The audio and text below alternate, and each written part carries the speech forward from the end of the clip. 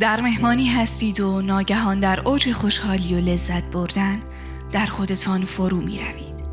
غمی حس می کنید و می خواهید از جمع جدا شوید. با دوستتان بیرون هستید.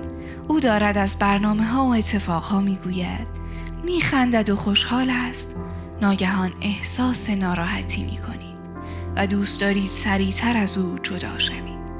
خبر خوبی به شما می رسد و بعد از چند دقیقه خوشحالی ناگهان احساس نگرانی می کنید. با دوستتان رابطه صمیمی خوشحال کننده‌ای دارید و ناگهان روزی نگران می شوید. بیشتر مواقع فرار از صمیمیت زیاد و فرار از خوشحالی درونی واقعی به یک ترس به ظاهر باور نکردنی برمیگردد. ترس از خوشحالی و احساس لذت درونی. شاد بودن در بعضی آدم‌ها احساس اضطراب و گناه به وجود می آورد.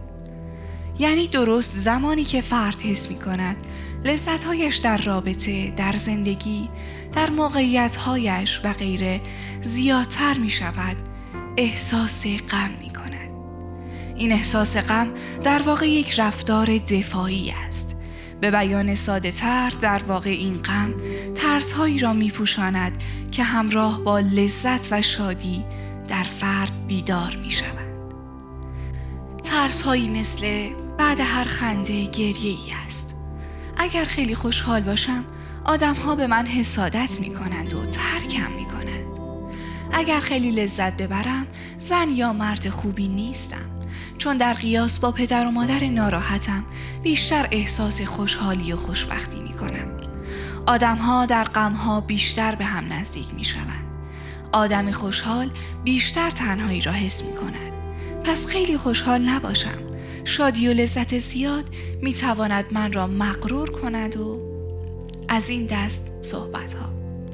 در نهایت حس کردن لذت و رضایت درونی و شاد بودن ممکن است آدم‌هایی را در اطراف ما ناراحت کند چون آنها شاد نیستند. پیشرفت و احساس شادی همراه با آن قطعاً می‌تواند حسادت بعضی افراد را بیدار کند. اما مطمئن باشید رابطه‌های صمیمانه و عمیق هیچ وقت با خوشحال تر شدن و موفق تر شدن شما تمام نمی شود.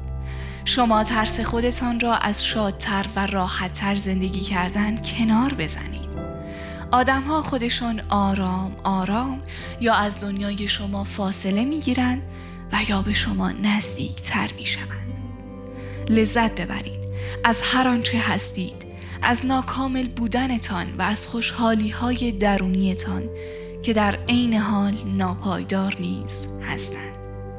نگران از دست دادن شادی‌ها و آدم‌ها نباشید. نگران کنترل کردن جریان‌های بیرون از خودتان نباشید. به جریان‌های شادی و لذت درونیتان بچسبید و در نهایت جواب به سؤال زیر در بسیاری از آدم‌ها مثبت است. آیا شادی و لذت بردن از زندگی اضطراب آور است؟